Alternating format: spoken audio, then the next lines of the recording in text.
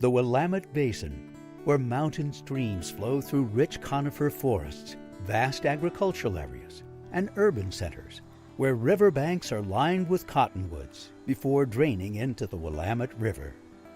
This region is home to over 2/3 of Oregon's human population and contains the largest watershed in the state.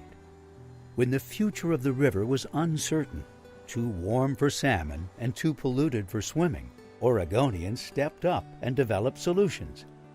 Nowadays, many have identified the steep decline of important floodplain and riparian habitats as important for the health of the Willamette River.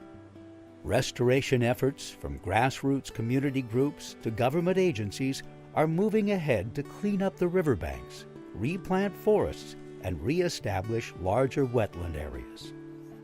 Community involvement with volunteers and youth education has proven to be key to these restoration efforts, fostering long-term stewardship and creating what others call the most environmentally friendly cities in the world.